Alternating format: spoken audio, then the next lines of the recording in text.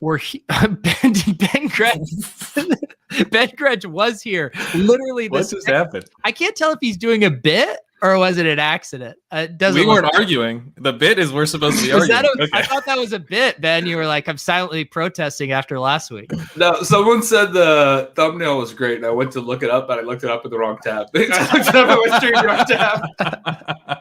All right, maybe I spoke too soon when I said this week's episode couldn't be any worse than last week. Started us off fantastic.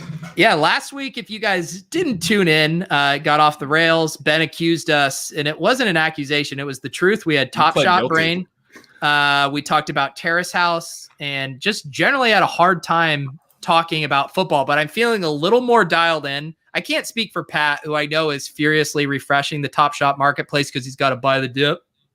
There was about an hour and a half ago where I was like, catching up on all the latest Roto-World blurbs, making sure I was like, up to speed with everything. And then I found an account on Top Shot who's liquidating everything he owns. And so now my brain's back in Top Shot mode. No, we must stay strong for the people. I know Ben has been grinding the Super Bowl news week. So Ben is going to have some takes for us today, right? Yeah, I'm doing some stuff over at OddsChecker. I did a video with Davis and wrote up a game preview that I went 1,700 words on. And they asked for 500-word game previews all year, so I only tripled it. And then I'm doing props and a TD Market article later in the week. So yeah, I've been looking at stuff for sure. Was that your first collab with Davis over there? Because you guys have done individual stuff for them, right? Yeah, I've been writing. He's been doing videos for him every week. That was our first collab. It was fun. Nice. And have you had gotten any big bets down yet? Do you have a strong take on a side or spread? I really like the Chiefs. I'm very here for the Chiefs. I mean, and the Super Bowl can throw weird quirks, but the more I dig into it, man, the Bucs had such an easy path. The NFC was a joke this year. I can make a pretty strong case, I think, that it was the worst conference in modern playoff history. It was so bad. We genuinely might only have 2 starting quarterbacks from the entire NFC quarterbacking their teams in week 1 next year. The Rams already traded Goff, which is just a tacit admission that they weren't even contenders, and they won because Seattle imploded so bad. And Seattle's one of the teams that's going to have their quarterback back. The rest of them, Breeze is retiring because New Orleans imploded. Washington and Chicago were also Rams. They were terrible. Rodgers might not be back with the Packers, and they weren't terrible, but they were like the only other team besides the Bucs that could have won. Who else could have won in the NFC? None of these teams were good. Yeah. Fair point. Well, and that was also why I was thinking too, and I want to get your guys' takes on this about the Stafford trade, is part of why I liked it for the Rams is just how wide open the NFC is. Like in the Brady roadmap already proved it. You get the good quarterback around a good team with a solid defense and good weapons, and it's so wide open. You can win a Super Bowl there. And whereas you're trying that in the AFC and you're going through Lamar and Josh Allen and Mahomes for the next 5 years, good luck. Yeah. I mean, the crazy thing is that Seattle really should be a team that, could have won it, right? That's sort of the obvious answer. But not only did they implode, lose to, the Rams, who didn't even really have Goff, and then they fire their offensive coordinator, Brian Schottenheimer, for being too conservative. It's or not being conservative enough. It's crazy. So yeah, I mean, that's why we liked Russ in the playoff thing a little bit. It was like the NFC looked wide open, and coming into the playoffs, the question was like, who can beat the Chiefs? They were the clear favorite in the betting markets, and we were all talking about AFC teams, Bills, the Ravens. And now that we're in the Super Bowl and Tom Brady's in the Super Bowl and Tampa's the home team, you get a 3.5-point line in this game. It's just kind of ridiculous. And the Bucs, look at their 3 wins, and this is a huge part of it. A huge part of why I like the Chiefs. They beat Washington. Washington covers a 7-9 team starting Taylor Heineke. They were within 2 points in the fourth quarter. At the start of the fourth quarter, they were within 5 a little bit later. Tampa pulls that game out. New Orleans game, they're down 7 to a Saints team in the middle of the third quarter that was playing terrible. Breeze looked awful, and Jared Cook fumbled, and they returned it into plus territory and scored a short field touchdown. And then Breeze threw 2 more picks in the fourth. They won the Bucs won the turnover battle 4-0 in that game. All 3 of their touchdowns in that game were off turnovers that started in plus territory. They averaged 21 yards of length. Like one of them was inside the 10 on an early turnover. Then they got the same luck against the Packers. They got the Aaron Jones fumble to start the second half that led to an inside the 10 short field, a ridiculously short field touchdown. And that came right after the end of the half against the Packers. The Packers dropped an interception and then gave up the Scotty Miller touchdown. So the Bucs had this really this run of 3 games where they have not looked good. Brady's has not completed more than 56% of his passes in any of these 3 games. It's been 3 of his 4. Pat went to go get Top Shot. It's been 3 of Brady's 4 worst completion percentages this year. Did you have to go look at the thumbnail too, Pat, or what? No, I was trying to adjust the size of this so I could see the comments and it wasn't hidden by my I'm sure that's what you're doing. So anyway. Ben, I feel like I'm with you too. I guess the only FUD surrounding the Chiefs would be the offensive line, right? Because aren't they down a pretty Fisher. And are we concerned about that? It doesn't sound like we are. So the big the interesting thing is the part of the big reason they beat the Packers, they stopped the Packers on only 5 drives. Packers are a similar team to the Chiefs. They didn't have a great defense, right? And the Chiefs, I think, might have slightly better defense, but they get by on offensive efficiency. And they were down an elite tackle. They lost David Bakhtiari in week 16 to an ACL. It didn't affect them in week 17 against the Bears. It didn't affect them against the Rams, who were a horrible team, but it did kind of come back to bite them against the Bucs. Shaq Barrett and Jason Pierre-Paul had 5 combined sacks. And the Bucs stopped the Packers 5 times. 2 of those were key third down sacks from Pierre-Paul and Shaq Barrett. And then 2 others were turnovers from the Packers, which the Bucs have had just crazy turnover luck all postseason. And the 5th one was a defensive holding penalty that wasn't called on Allen Lazard. So the sacks were like these 2 of the plays that they actually did something decent on defense. But otherwise, the Bucs kind of leaky on D. They got beat deep by Marcus Valdes-Scantling, got beat deep by Traquan Smith the week before. So the Chiefs have a similar situation. They don't have their offensive tackle, just like the Packers don't. The Packers still almost beat them is sort of my point, right? It wasn't enough. And the Chiefs are the most well-equipped team to beat pressure, right? Because they use the motion game so well. They use the screen game so well. They're better than any team in the league at that kind of thing. Mahomes is going to get the ball out quick. It's not like Reed doesn't know that that's going to be a weakness. He's going to scheme all day to handle that, to mitigate their pressure on the edge. And the Bucs do have an advantage there, but I don't know, man. I'm not that worried about it. Do you have a take on the over-under? Not a super strong one, no. I think it's really high, and I think this game's going to be high scoring. What I like about the Chiefs, too, is that, the way to beat Tampa Bay is through the air. That's been well established, and that's the way the Chiefs want to beat you. So it's like one of those things where it's sort of strength versus weakness versus the kind of the obvious thing. Like there's no doubt about like how to attack the Buccaneers defense. That's been the case all season, basically. Yep. And just so people need to remember our collective rooting interests, it's for Tom Brady to have this epiphany right before the game where he's accomplished everything he's accomplished and he doesn't actually need to play the game.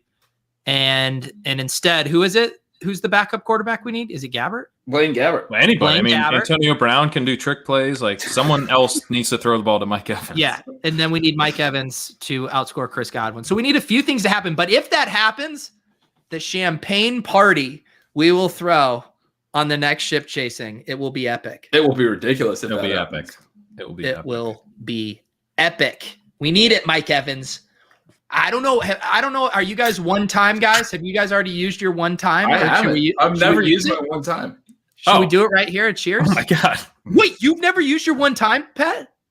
I've used my one-time, but Ben, hang on. Let me get a drink here. Hang on. Well, I can't believe Pat blew his one time. It was probably on something dumb like, I hope Rojo gets this first down. One time. See, Ben and I saved it for a $500,000 sweat. Yes. This is a good one time too, because we need It's a real good one time. Can you imagine just like first like trick play, Antonio Brown touchdown pass to Evans?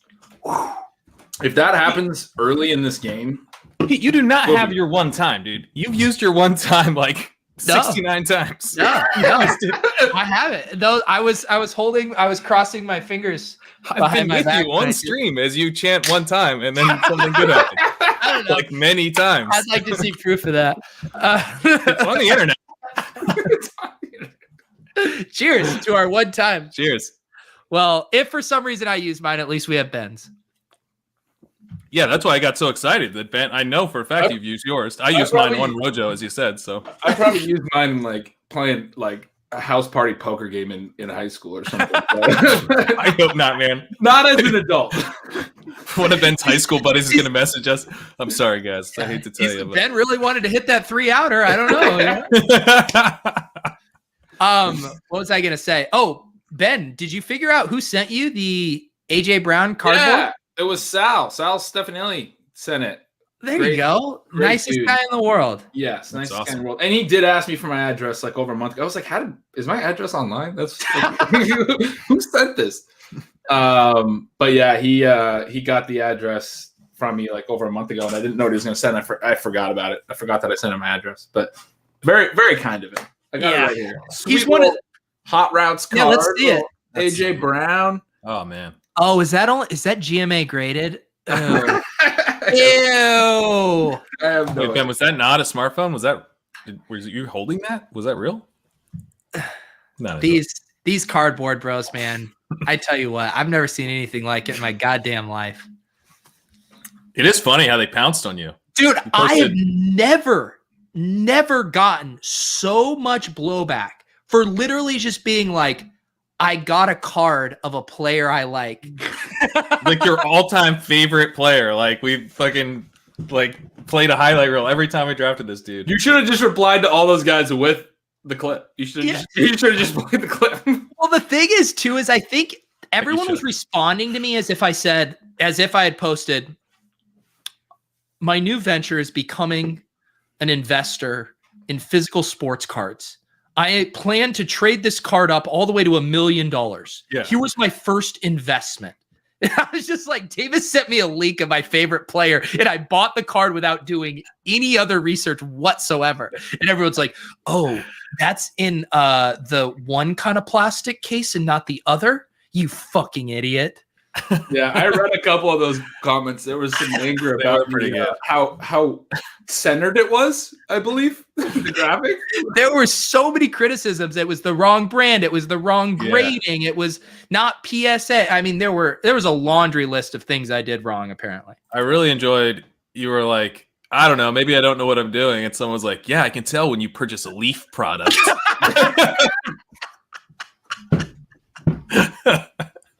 Like it's a crime against humanity.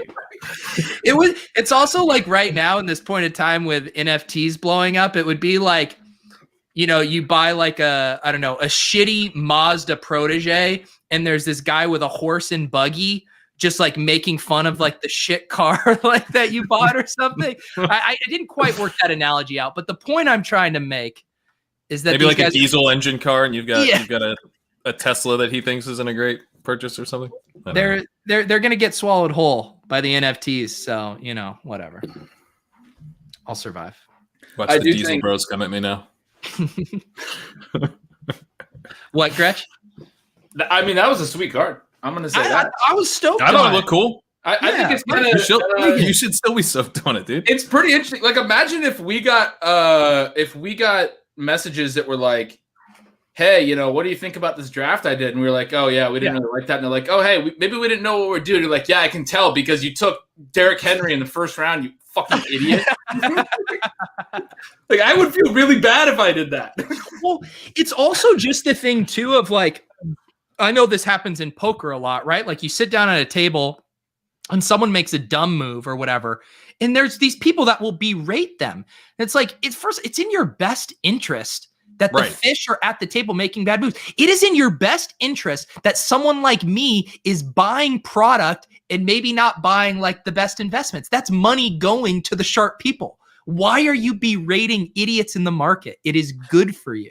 Also, if you like bought this LaVisca card and then you like show the LaVisca card and people were like, that's a cool card, man. You also might want to look at this other brand because their cards tend to appreciate a little bit faster. You'd be like, thanks, maybe I'll look into that. And you get like a little bit more into the cardboard world instead of being like, well, you're a fucking moron.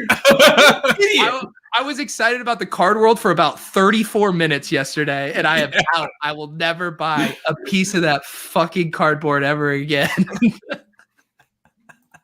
Oh, apparently it's a big deal that it's in his college jersey. That's also a no-no. Okay. Why? I don't know. Like, if this was serialized on the blockchain, none of this would be an issue. Okay. Pat, are you taking the Chiefs too? I was excited to hear Ben say the Chiefs because, I don't know, I thought we were going to maybe hear that Tampa Bay was kind of where the value was at. But it does feel like to me like you can kind of talk yourself into the value a little bit with Tampa Bay, maybe. I don't know. But the Chiefs are going to win the game. The Chiefs. The thing for me with the value is if this was a regular season game and I was looking at recent performances, this was sort of the point I was trying to make with Tampa. I was looking at recent performances. I would say they're going to be a few points overvalued because they've won some games recently on the types of variants that impact football games that isn't really predictable. It's turnover luck, especially deep in opponent territory. The game against Green Bay flipping from 14-10 to 28-10 on the Scotty Miller TD that comes right after the drop pick, and then the fumble within a minute of the second half and an 8-yard touchdown to Cameron Brate. Those types of things, you fade that the next week. You're like, okay, and everyone's talking about how many points the Bucs have put up. This is why they put up so many points. They keep getting fumble recoveries at the 10-yard line. Like, that's not something that you see as a sustainable thing when you really dig into numbers. So as far as value is concerned, like I was thinking, looking at this, I would be wanting to bet KC like -5.5, -6. I would like KC in that scenario. So the fact that they're -3 to me is like, yeah, Tampa's at home. Tom Brady. There's this, the mythos of Tom Brady. But man, I love Kansas City in this game. Like, and there's things that can happen in the Super Bowls. I get it. Like there's sometimes you get 2 weeks, they find a leak on film, but man, everything on paper to me, I love Kansas City in this. How are you thinking about the home field advantage? Curious for both your guys' thoughts. Like, because normally it wouldn't necessarily be that big of an advantage, right? It's like the way Super Bowl tickets work. It's not like Tampa Bay could just fill up the stadium with the home crowd. But like with COVID and everything, is it going to be a little bit more Tampa Bay than normal? To me, the home field advantage is just those guys getting to sleep in their own beds throughout practice and all of that. Right. But yeah. I can't imagine that there's any actual like fan advantage or whatever from crowd noise or whatever it would be. And I saw something on Twitter where like they're not allowed to shoot off their cannons like they normally do. Like it's not going to be they were like not happy about that. It's not going to be like a typical. But even if it was, I mean, I don't know. Wait. There was like a quote from the Bucs about not being able to use their cannons, and they were pissed. Well, yeah. They said they had the guy on around the NFL podcast this week, and he's like, "Yeah, we can't shoot off the cannons." Tampa, the Buccaneers official Twitter account sent out a tweet that was like an official statement that was like, "We regret to inform you, we can't shoot off cannons after every first down during the Super Bowl." Every first down, I thought it was touchdown. Apparently, it's every first down. What the hell? That's an egregious use of cannons. It sounds like when my mom would like tell me to stop blasting bottle rockets in the thing, and I was like, "Mom said I can't shoot off any more bottle rockets." Exactly right. All right. Well, there it is. That's the narrative, guys. The Bucs without their cannons, an emperor with no clothes. Well, they haven't had a home game, and I mean they did all this run on the road basically. But that is funny. They can't shoot off their cannon. I can't believe they're shooting them off every first down. I mean, you're in the Super Bowl, guys. Like, have some pride. Wait until they score. Chris is a Miami guy. He wants to talk about strippers. Can we talk about how bad this home game is for the strippers in Tampa? I think he is generally, I believe there is kind of a cottage industry for, tourists in the strip clubs. I know when they've had the Super Bowl in Atlanta and stuff, Miami before. It's half the new people to the town. Yeah. So Chris, it's on you, man, to keep that economy. That's a really interesting angle, There's only half the visiting players as usual. This is how the stories normally get written. I feel like I want to become an NFL journalist just for the rest of the week and write a story about the cannons and the hit that the strip club economy has taken into. Like, that they have been planning for this, like they were getting ready. They were like getting built up. Although I guess in a COVID year, maybe not. You know who else won't be firing their cannons in Tampa? That's right. The horny young men descending on You've tied it together. All right. Yeah. Have you bet any other props so far? I took a couple, but so I took Kelsey's longest catch under 25.5. I don't know. I've gone back and forth on that. I took that early. He's done it 7 times in 17 games. It feels like an easy thing with Kelsey, but at the same time, like 26-yard reception is not like that common. It's kind of a long catch for a tight end. He's done it 7 times in 17 games. The last time he played the Bucs, he only had a long of 20. And then I rewatched that game, and it seemed to be like chipping a little bit and releasing into like shorter depth routes. And I think we might see a little bit more of that with the issues with the edge pressure we were talking about earlier. So the Bucs, like they got beat by, I talked about this, they got beat by MVS last week. They got beat by Traquan Deep the week before. They got crushed by Tyreek the last time these teams met. They seem to have more issues defending receivers downfield. And then I think Kelsey might not have this long reception. So there's a few outs on that too. Like he could just catch 4 balls, like maybe he doesn't catch 8 balls again. Well, I like that one too, because it's correlated with one that I heard Leone was on, and then I was just doing the show with Brian, and he was on it, getting Kelsey under 100.5 receiving yards too, which is such a big number. And I know he's been smashing, but man, that's a huge number. It's a huge number for a tight end. And then I did KC to win by 7-12. I just, pick one of those little gaps. I don't really like the TD markets, but I did. I think I did Darrell Williams to score a touchdown. Yeah, anytime TD, because he had 3. Yeah, he had 3 green zone carries last week, and CEH only had the 1 on his 1 yard. They both scored last week, but CEH is like not a very good goal line back, right? Darrell's bigger, and he seemed to get more work in close last week. So I think there's a possibility that he could win. He could get the close rushing touchdown if they have one. What about the rushing props on the other side, Ben? I'm not touching rushing yardage props. There's no player in this game that has a rushing yardage prop over 50. So you're basically just betting on who gets the most carries on one side, who gets a long run, really. Who gets a 20-yard run in this game.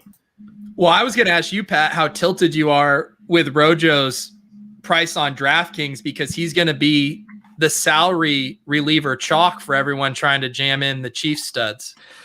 Yeah, it is frustrating. Although last week, I was all excited because Rojo was kind of the clear leverage play, but he was so clear he stopped being a leverage play that, he came in pretty high owned. So it was frustrating to think I had an unowned Rojo or a low owned Rojo and then not. And then obviously Fournette was the guy I needed. But I don't know. Maybe I just jam Rojo and hope the field isn't on him this week after he let him down. They will be. I think he's 2,200 or something. He's what if they're not? I'm telling you, they are. What if they're not? Yeah, Pat, I'm fucking telling you, they are. Yeah, it just seems because it is possible to fit Mahomes, Tyreek, and Kelsey in lineups, but then you have to use DeMarcus Robinson and Rojo. So I think that's going to be the funneled chalk construction. I haven't even looked at that. Rojo. Go ahead, sorry.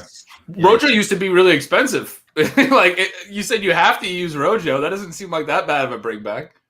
No. I'm saying I think he's a great value at that price, but everyone knows that. Yeah, he's gonna be very popular. Well, he locks you into a construction. You're saying where you're gonna be on other guys who aren't so great, and then are also going to end up being chalky. Right. Yeah. And I mean, let's see. So yeah, he's 2,200. I mean, Darrell Williams is at 5,200. Yeah. So he's 2,200. I guess the ownership, I could be wrong. I think you're more right, Pat, that it might just be a construction thing for those because ETR only has him at 26% right now. I actually think that'll be higher. He's cheaper than the defenses. Yeah. But Ronald Jones, how the mighty have fallen. What if it's not higher? Dude, bro, I'm fucking telling you, it's gonna be higher. But dude, I'm glad your internet cut out for that bit. Also, I want to tell you earlier, Pat, Eric caught you looking at Top Shots in the reflection of your TV that they can see over your shoulder there. Oh, So don't try to lie to us anymore. I saw Eric catch me doing that, and then I was like refreshing it constantly as a yeah. You guys are talking about Tyler Johnson as a sleeper. I saw him on the original William Hill prop sheet. I didn't bet it yet, but I've looked at it. I think he was 8-1 anytime touchdown. There's not a lot of long shot anytime TD. So one of the things I've noticed with this game, because there's the super high over under, is like we were just talking about. Travis Kelce has 100-yard over under prop, right? A lot of the props are tilted toward more offense because the game is expected to be more, have more offense. So there's not a lot of good like long shot touchdown props that I like, but Johnson was my favorite. Scotty Miller's was like half. It was like 4-1, and then Tyler Johnson was 8-1. Miller can score from deep, but I don't really have a lot of great evidence on this, but I got the impression from watching games that they rotated Johnson and more in the red zone than they did Miller when Brown was out. Like they see him as more of the short area target. Yeah, that one's tough because you just don't know what the usage is going to be. But Tyler Johnson can play. Like anytime he's been out there, he's looked pretty good. So yeah, I kind of like that as a long shot bet. Right, he doesn't have enough targets to where I can really. Against New Orleans a couple games ago, he had a 15-yard catch down on the 5. He was in there from 20. He caught a pass, but like he's had like one catch. It's hard to know where, and I don't have the data. We talked about this a month ago. It'd be great to have data of like how many snaps people are playing in certain areas. This is a great situation where we could utilize that. Is Tyler Johnson actually playing a decent snap rate in the red zone? Because I feel like I've seen that, but I can't really confirm it. That's your job, Ben. It's your job to know Tyler Johnson's snap rate in the red zone. I'm telling you that I think that I've seen it being higher, and that's why I like it as a bet. I'm telling you, it's not as high as you think. Joshua Jenkins here doing some work for us. He says, while we're jamming Rojo, jam the like button. Thank you. Thank you, Joshua. I think he is is this your burner account? Fade Mahomes, jam Rojo, cash check. No, but I think we just became best friends. Josh, you and Pat are going to be going in on Top Shot moments here in no time. I can tell. How do you feel about Zion? What do you guys think about Mike Evans receiving over-under being about 15 yards lower than Godwin's? It's only 63.5. You got to smash the over on that, right? We think he's going way over that. I'm good going over. I guess I'll root for the over. You're going to pull my leg. Yes, I would love to correlate that bet there with the over, and that way I can just be truly depressed no matter what happens. Yes. Josh was a big Zion guy. There you go. Well, Pat's been having troubles with his credit card, so if you have my credit card's fine. Dapper's the culprit there. Let's talk a little bit about that trade too, because that is other news since ship chasing was back on the horn. What was your guys' snap takes to the Lions and Rams trade? Did you guys read the Ben Baldwin article on it on The Athletic? I thought that was pretty good. I thought the first sentence was captivating, but I wasn't able to get to it. Isn't his take that Stafford's not very good?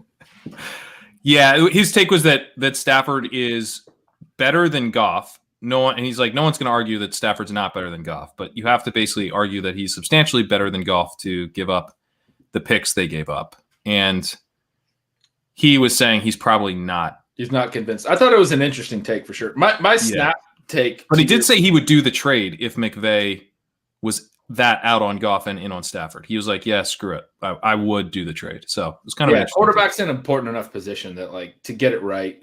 I can see that point too. But my snap reaction to your question, Pete, was like essentially meh. Yeah. Like I was super excited for Stafford to land in Denver. I'd already completely told these stories about Cortland Sutton. And people were talking about like the Colts, and I thought that would be actually pretty fun. And there's just several other places I wanted Stafford to go, but the Rams. I've wanted Stafford to be in a downfield passing offense for so long, since like he was good with Calvin Johnson, and he wasn't once Golden Tate and Theo Riddick were his top options. And then he was again for a brief time, 2019, the 8-game season. He was really good throwing downfield to Golladay. Didn't throw downfield as much this year. I was hoping he'd land somewhere where he had a really good vertical threat, could sling it a little bit. The Rams feels like almost the worst place he could have landed, because McVay does so much play action, short throws. Like, I don't know, maybe they'll change up their whole offense, but I think we're going to see Stafford in another like system, which he was kind of with like the Golden Tate, Theo Riddick years. It was just kind of boring. So anyway, I'm not that stoked about it. The other thing I was thinking about too, I feel like the Rams need to now add like a lid lifter to the offense too, because all of their weapons have been tailored around the dink and dunk for Jared Goff, and they're great weapons. But if you add that dimension, then you can actually maximize Stafford's skill set and just really open up the offense. Kenny Galladay's a free agent. Wow.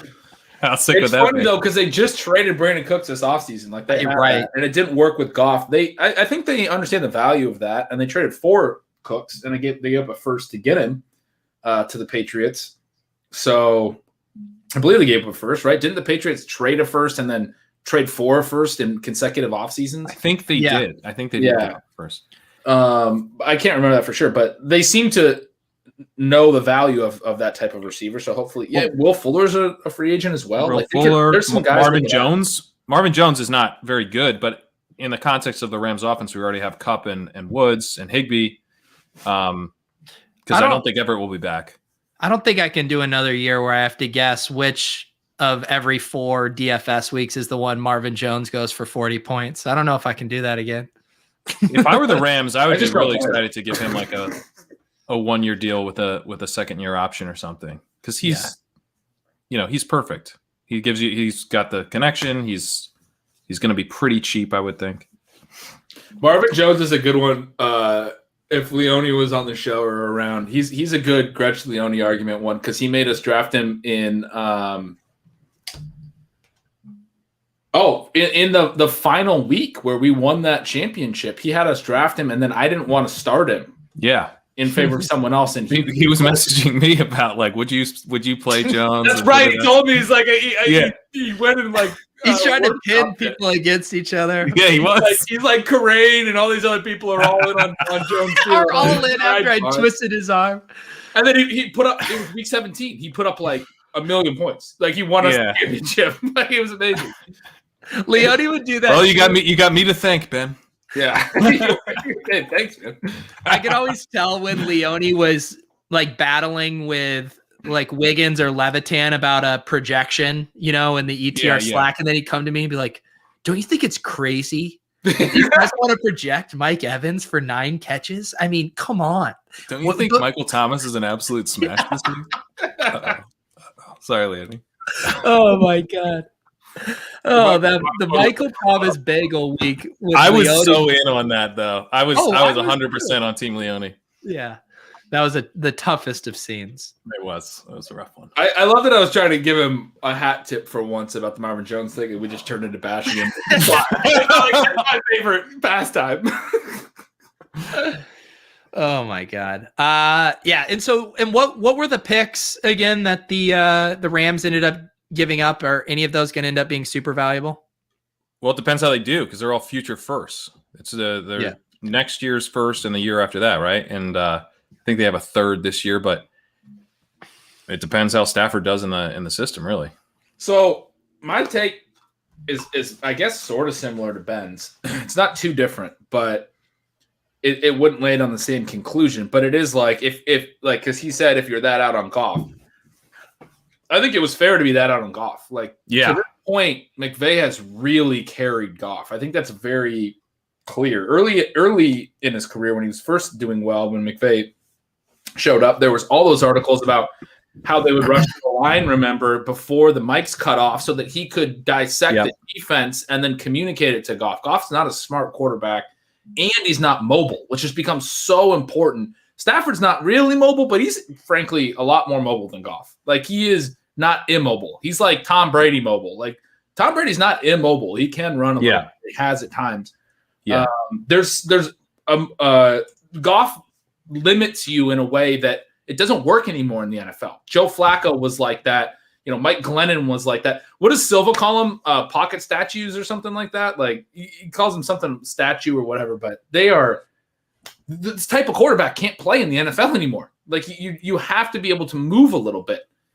And anyway. And he didn't go deep. I mean, that's the other thing with Goff is that, like, what are you getting for this dude who just hangs in the pocket, can't create at all? He just wants to throw short. So, you know, it'd be one thing if you have kind of like one of these old school dudes who, you know, they have no mobility, they're total statue, but at least they're like chucking it deep. You know, you're getting the worst type of passing. And I think the way McVay's looking at that, right, is McVay is such an X's and O's coach, and he's a good coach. He is sharp. Like, people say that he's you know, whatever. I'm fake sharp, right? But he is on some in-game decisions, but he's a smart X's and O's coach. Like, you have to acknowledge that. He devises good schemes. What he's looking at is, what can I do with Jared Goff? I'm so limited. I'm so hamstrung. I can't devise an offense or plays that do much else beyond what they've done. And they've been fairly successful. They went to one Super Bowl. They won a playoff game this year. They've been all right. What they can do with Stafford is a lot more. Just because Stafford is at least a little bit mobile, Stafford does have a cannon and will air it out. And he's accurate downfield. He's pretty good downfield. There's a couple things that he brings. He might so I don't disagree with Baldwin a ton that, like, if you look at the players, maybe Stafford's not that much better, but he's a way better fit for the fact that McVay wants to do some different things. I just want to make one quick point, which is that if you look at the numbers, the way, you know, Ben's going to look at the numbers and he's awesome at that. But you have to think about, like, what was Goff going to be like in 2021 with McVay? And it was going to be worse than he was in 2020 because, like, the relationship is falling apart. And McVay is out on this dude as an NFL quarterback. So it's like you have to, like, compare what Stafford is going to bring you in 2021 versus what Goff would have brought you. And I think we were looking at probably Goff's worst season as an NFL quarterback, potentially including his rookie year under Jeff Fisher. So it could have just been an absolute disaster, and they're at least avoiding that. And the other thing I was going to say, too, is there's been that whole narrative, right, about Sean McVay being a fake sharp. And I think it's going to be interesting to now untangle how much of that decline was him just backsliding with Jared Goff and realizing the tools at his disposal were way more limited than he initially wanted.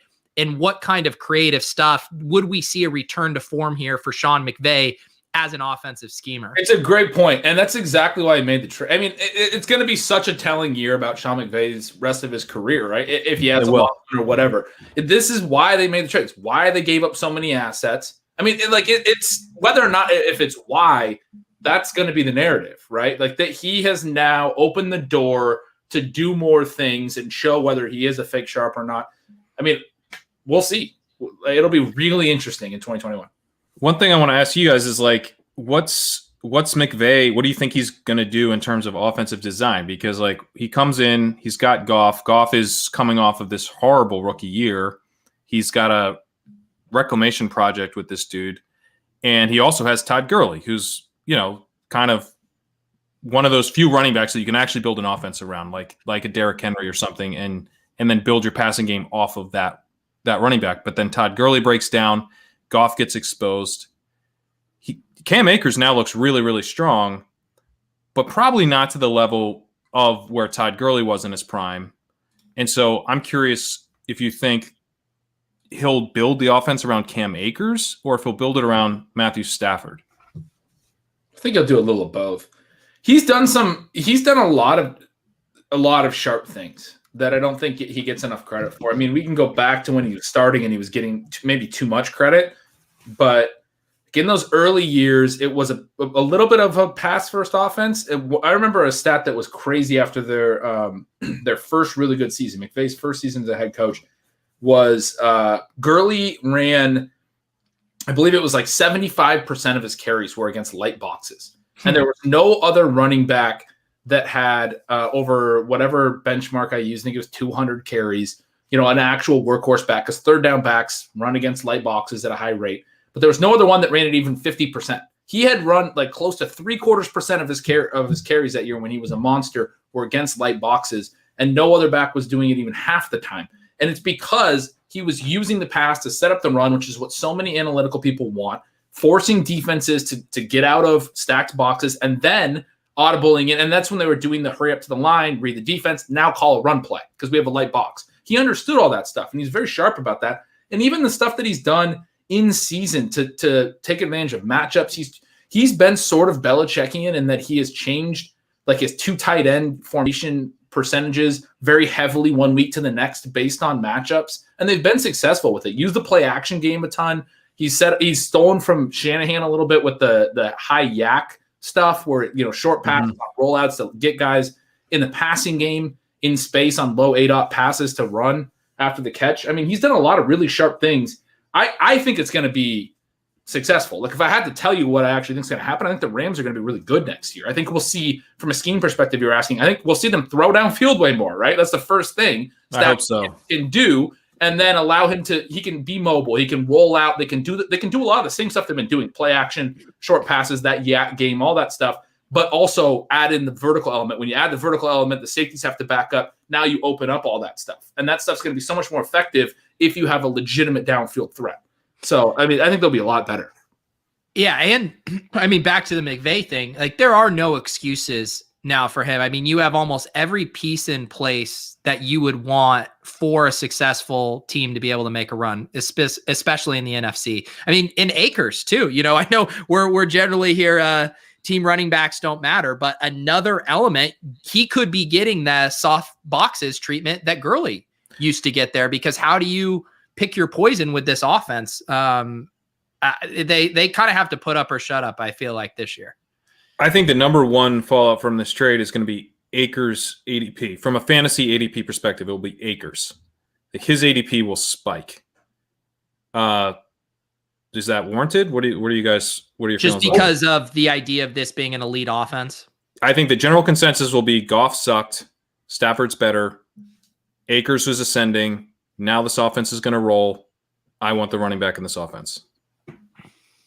I kind of want to chase that.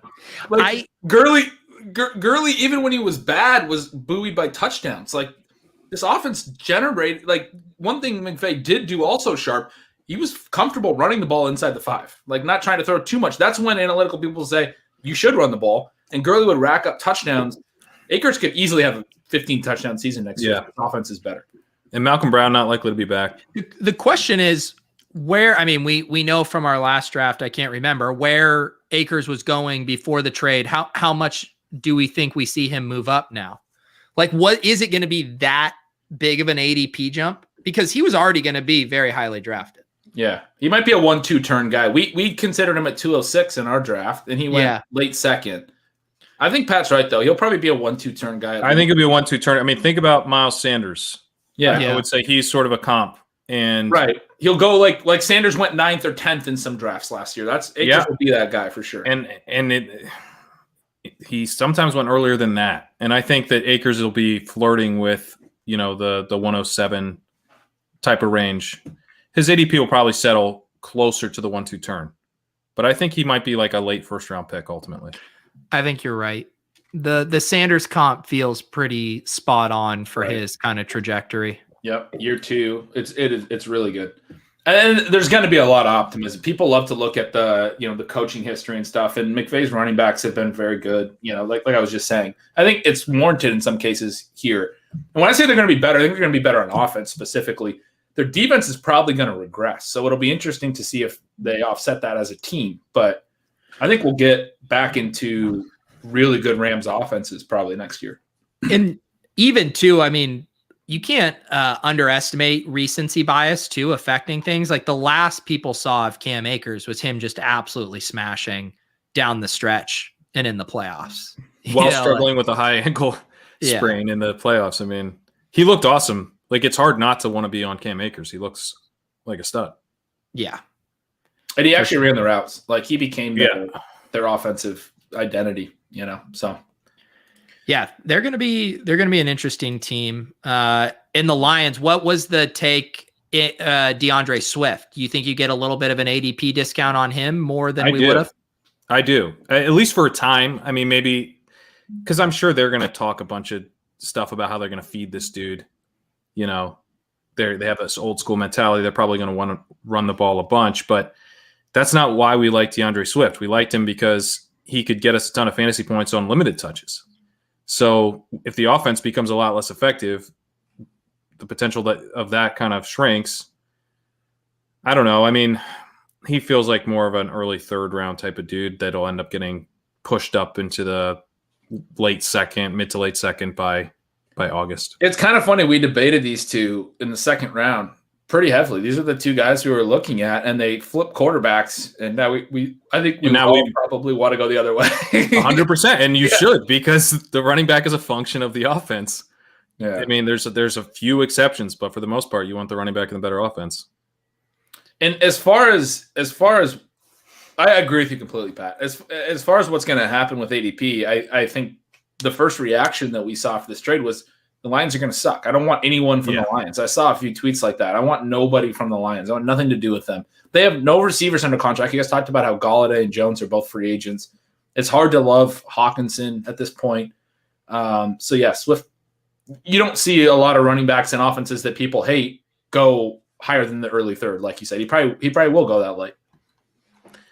Yeah, it's hard to see him dropping too much lower than that just because of the optimism on him as a player, which I also share. But yeah, he's going to be a tough selection in these early drafts. But ultimately, I do think he'll probably go. Like James Conner was a late second round pick at the end of the day, and Swift will be in the late second, I think, by the late summer. Yeah, people are still excited about Swift. Another guy who started to pick up steam toward the end of the season. That's going to be the kind of prevailing memory that people have of him. Not a guy who was mired in a committee, but who is ascending to be a feature back. I think that will linger. Yeah. Me too. I'm looking up the receiving too. Like, he was an effective receiver. It is interesting though. He ran some routes like down the field, and we probably won't see as much of that from Goff, right? Like Goff dumps off to his running backs at a decent rate, but it'll be interesting. Yeah. We don't know what that offense is going to look like. We don't know what Goff is going to look like in a new offense outside of McVay. He could be terrible. He could be terrible. Legitimately terrible. He was horrific under Fisher. Now, granted, it's a rookie and it's Fisher, but like, there's really a low floor here with what non-McVay Goff looks like. Yeah. Because they did a lot of smart things, rolling him out, getting it out early, utilizing yards after the catch, just let him make easy throws. They did a lot of things that I'm not just saying, oh, Jared Goff sucks. I'm just saying they did a lot of smart things that if you look at it from a scheme perspective, we don't know a ton about how good Jared Goff is. He's stationary. He's immobile. He could be really bad. Where do you guys think Stafford should go in fantasy drafts as far as like what tier of quarterbacks? It's a good question. To me, he doesn't move up that much. Like, he went in the 11th round of the best ball draft that we did. I would take him in the 10th, but I don't know that I would really even want him over Ryan Tannehill. I guess that's where he starts to get interesting at, like, in the Rodgers Tannehill range, the 8-9 range. I'd say probably he belongs in the 9th round. Yeah, I'm not going to chase him. I probably won't take him. And this is best ball, so later once we get. Would you? To me, I feel like Brady going into this year is kind of a good comp for Stafford, too. Or do you think that's too optimistic for Stafford? Well, I mean, Brady hit his kind of nut outcome, right? So it's hard to. But yeah, I think heading into the year, it's a fair comp. It's just tough because he doesn't run a ton. Yeah. But I did just say I think their offense is going to return to like being really good. And if their offense is a top 5 offense, he's going to be a profit wherever he's drafted. But I don't know. I think their offense is going to be good, but you're going to get these running back touchdowns I was talking about earlier and those types of things. He'll be an interesting one. There's probably some more upside than me saying I wouldn't take him, but I don't know that I'll be like over the moon for him. Where do you guys think TJ Hawkinson settles now? Because he, I think, is going to be the number one guy who sees his ADP fall. And he went, for reference, he went at the 411 in the best ball draft that we did. Yeah. In tight end premium. Tight end premium. Tight end premium, yeah. Yeah, I think he probably doesn't fall from a tight end perspective too much because there's not a lot of good alternatives after the top 3, right? Like there's just not a lot of guys you can tell yourself could break out. Hawkinson seems to me like he will be this year's kind of Evan Ingram from an ADP standpoint. Or Hunter Henry last year. Yeah. Because people, with Ingram, they're still very excited about the talent, the draft capital, all of that stuff. But then you have concerns about the offense, about the quarterback. But the tight end premium is always going to push those guys up. I think fifth, sixth type round sounds about right for him. Goddard went in the 6th. I don't think Ertz will be back, so I think his ADP will increase. Fant went in the 6th, and Fant, who knows who his quarterback's going to be, could end up being worse than Goff. So that feels right to me. I would say maybe like 6th to 7th, but right around that range. Yeah, I mean, he might actually be of the weapons. I don't know. He might be one that going from, is it a dumb take to say going from Stafford to Goff might be more lateral for Hawkinson? Well, especially if Jones and Golladay. Right. That was where I thought you were going with it. If the receivers are way worse, like to your point on the quarterback, maybe it's not too bad. I can see where you're going with that. But especially if the receivers go, he could end up being their number one option. Right. They don't have anybody waiting in the wings. They have like Quintus Cephas and stuff. Like they don't have anybody. And as much as, Jared Goff is used to throwing to the tight end with the 2 tight end sets, I can't imagine that the Lions, well, actually maybe they will with as much fucking Jesse James bullshit that they pulled last year. Oh God. The Lions are going to be one of the hardest teams. Right. Like we don't know about Dan Campbell. We don't know a whole lot about what they're going to do. We're all going to be guessing all offseason. People are going to dig into, past trends that probably won't be very predictive in the end. Ultimately, we're going to be guessing a lot at what their offense is like. It's probably a fair guess that they're not going to be very good. Yeah, I think you have to play the ADP game a little bit with the Lions because if people aren't factoring in the high likelihood that this team's probably going to be really bad on offense, you do want to factor that in. But at some point, I think there's going to be a strong consensus that this team is basically the Jets, and you just can't draft anyone from them. Right. And at that point, I'll probably dip my toes in the water. Yeah.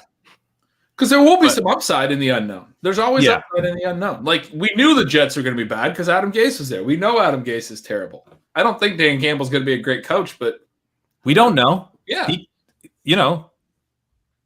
could be fine. Like, even if he's like a little bad, that'll be an improvement from where I think the ADP will ultimately settle on these guys. Yeah.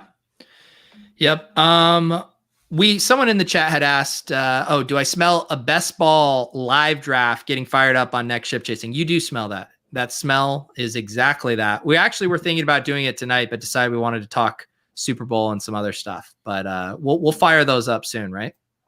Yeah, we will. Yeah, I think next episode is exactly right. We had some fun ideas too. We've been talking about that for sure. We've been in the lab. You will not be deprived of watching us draft this offseason. Lots of drafts. And one of our other big offseason things, we have to figure out our ship chasing manager program to help us manage some of these teams we're going to end up drafting.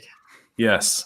Manager program, not interns. We're not crack rock. We're gonna No. I mean, intern, it has kind of a not derogatory, but I don't know. It's a hierarchy. Yeah, it's just no. We're partners in crime, but to be able to do all of these drafts and do content, we can't manage them all throughout the season. So we're going to try to find a way to team up with some of you guys to help us manage these. Yeah, I'm excited about that. That'll be really fun. Yeah, look, we already got, and it'll allow us to do way more drafts. Yeah, so we're going to be cranking it purple, throwing up the X, all that good stuff this year. Here's the thing too, is like, we are and we should wrap up talking about this with the FFPC playoff challenge. We're going to have some teams that finish up there. We're going to get some prizes back as far as main event entry tickets. So basically, based on how this went, it's going to probably result in us three and Leone quad managing a bunch of season long teams and probably like buying Dink out or something. Yeah. I think that's probably going to happen. Stoked after the whole Fantasy Football World Series experience where you guys did a lot of shows with me and Leone. How stoked are you guys to potentially quad manage with me? I can't wait. One of the managers I'm hiring is to just serve as a proxy within that Discord chat, so I don't have to deal with you guys. He just has your username. He's typing as Pete. I'm just like, just keep nodding. Just keep nodding. Yeah, it's it'll be fun. Yeah, we're gonna have a lot of teams. We'll do lots of best ball drafts, all that good stuff. One thing, Ben, we wanted to wrap up on too is now that we've been talking about the Mike Evans thing, but wanted to kind of put a bow on the FFPC playoff challenge. We were more in the weeds with it this year than we had ever been before. Did you have any other kind of bigger takeaways now that we are pretty far removed from making those teams? Yeah. But another thing we talked about doing was one of those playoff drafts. Do you want to do that to wrap it up? You want to do that instead? I mean, so one point I'll bring up. Yeah, I want to do that instead. So why don't you pull that up? But one point I'll bring up ties into something we were just talking about. And we talked a lot because we did a lot of content. One of the things we didn't do was like analyze our hits and our misses. But one point I think we drove home was Mark Andrews was probably not a very good tight end play. He was going to get pulled up because of essentially an absence of other options. Travis Kelce was clear as the number one. And I think this point is transferable to DFS, it's transferable to season-long drafts. It's a really good point to consider when there's someone who's getting pulled up because of an absence of alternatives. It's probably not a great play. And in this case, there's a lot of other tight ends, Austin Hooper, Eric Ebron, Logan Thomas. We don't really want to play any of those guys. We don't want to make a decision on any of those guys. But when we talked about it during that week, we said, look, there's enough of those guys, and their combined probability of hitting is probably a lot better than Andrews anyway, because Andrews isn't that great of a play at this point. And even though the Ravens won, he didn't do very well. And it ended up being Kelce, but it also ended up being many of the alternatives were better than Andrews. Ebron was better, I think, in one game. Hooper was better over his 2 games. Logan Thomas was close in his 1 game.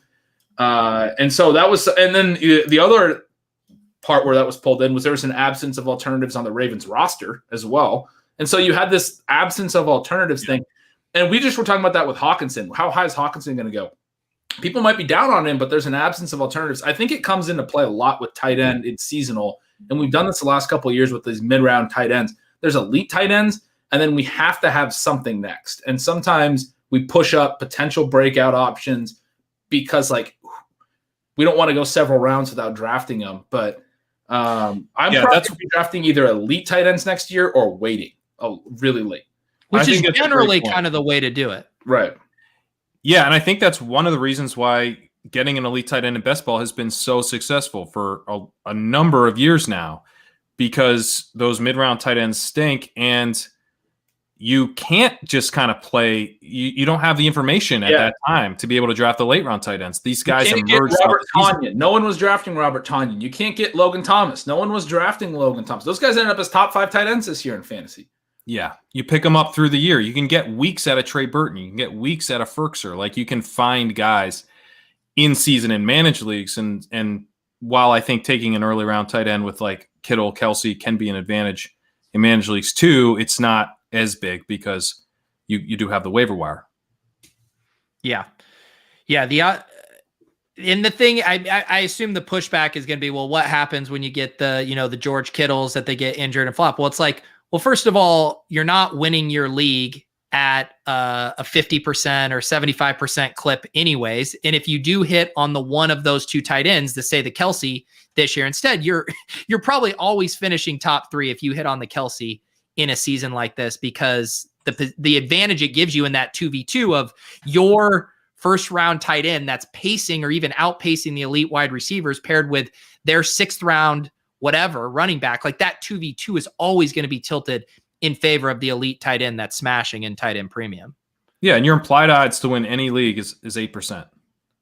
So right. Like, if you can just kind of hit this one thing and it gives you a massive edge on what everyone else is going to be able to do construction wise, that's an awesome tool in your tool belt. And it's especially so in best ball.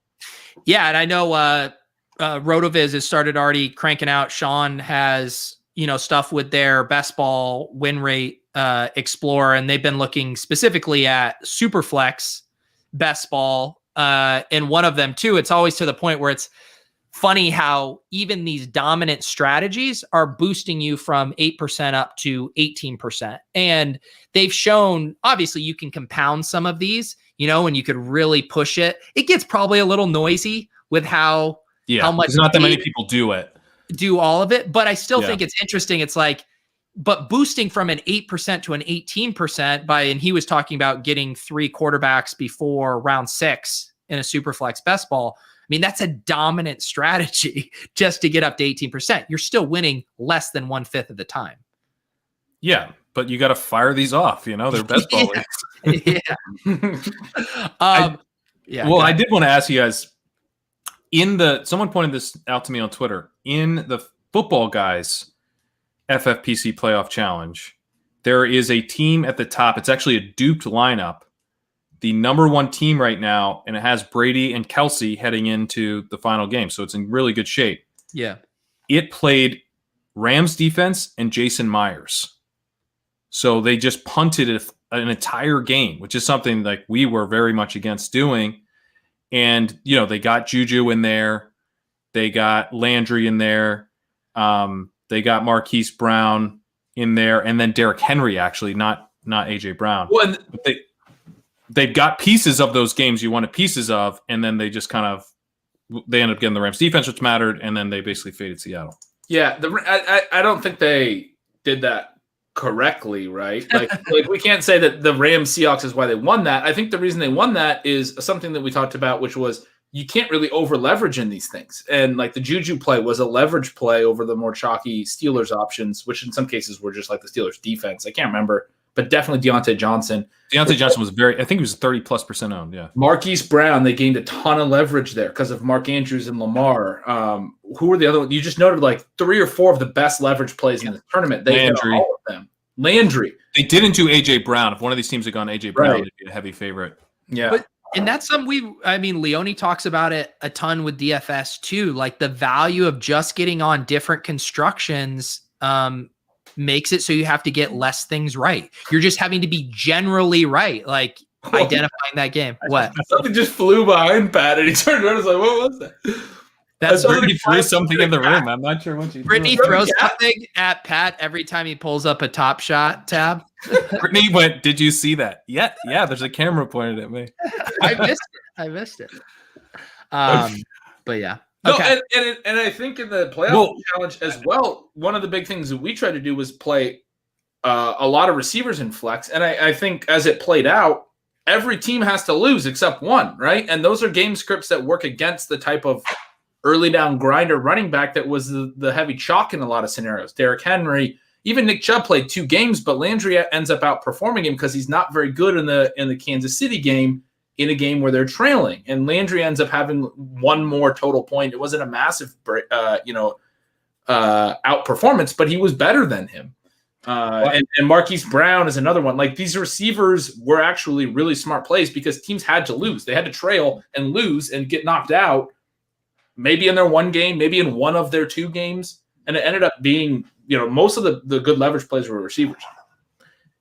Yeah, that's an interesting point because there's two examples: Derrick Henry last year and then Cam Akers this year, where you can take the running back that basically their team makes a run because of that running back. But in a lot of cases, that's not going to be the case. They're going to end up getting outscored by a wide receiver, like you're saying. But Pete, to your point about like getting to a different construction, is that worth doing? Like where you're just punting off an entire game? Because that does get you at a pretty unique construction. It's one thing like that I've always kind of been against doing in this contest, but here you're seeing the number one team did it. So it does make me think about it a little bit.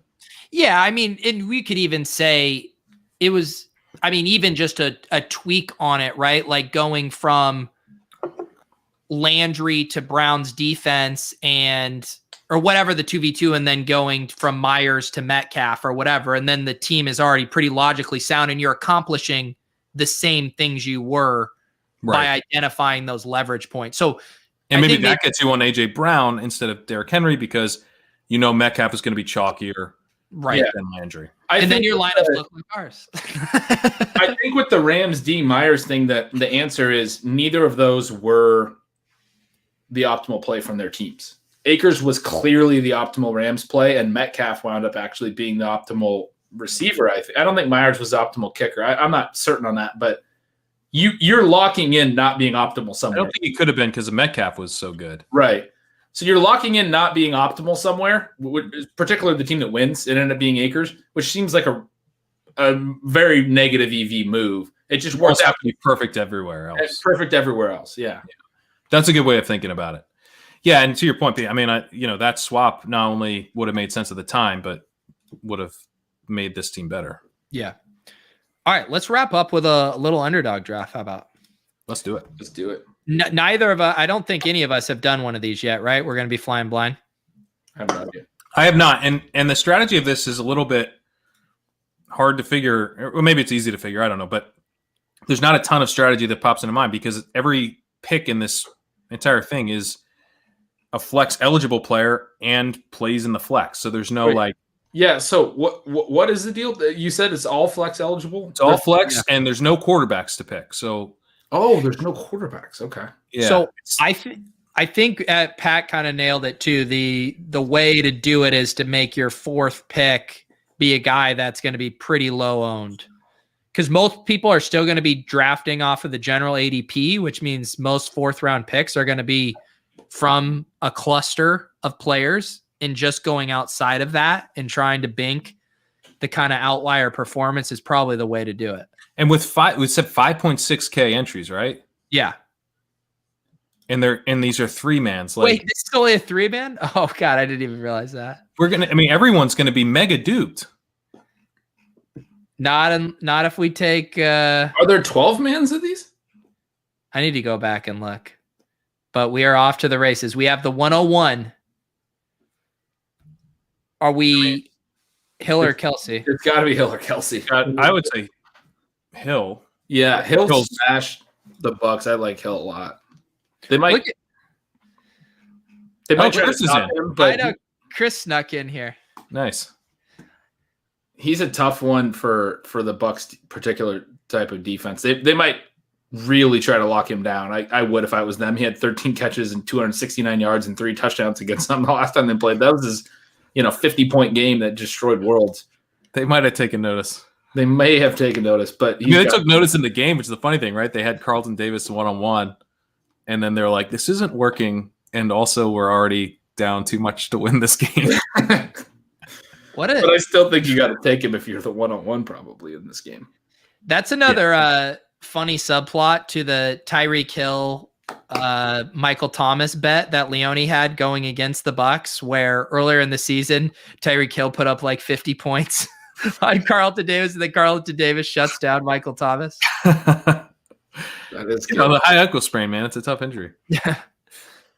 Or whatever ankle injury he had. It was some other thing. So this is tough on a 3-man too. Like, what do we? I think just obviously over stacking. Oh, good. Brad took for now.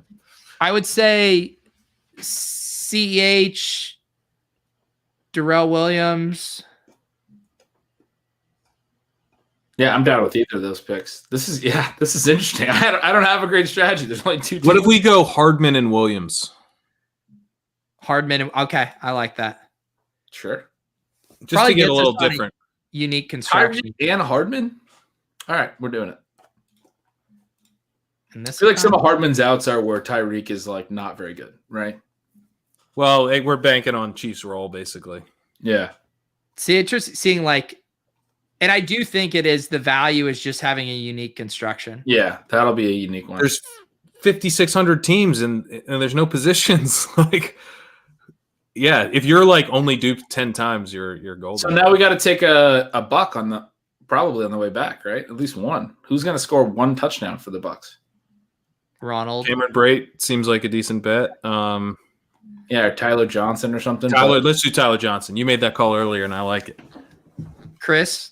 Unless Rojo doesn't get drafted. Well, if Ronald Jones is there, we're taking him.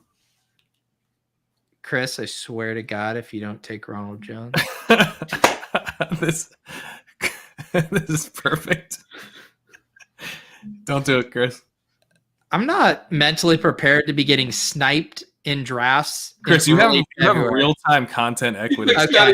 You had Scotty Miller. Good. We wanted Tyler Johnson. What are you doing? Ronald Jones is there. You said Tyler Johnson.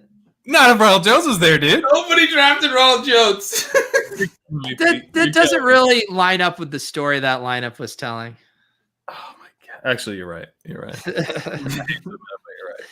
I wish they had like a slightly more extended format for it. I don't love the format.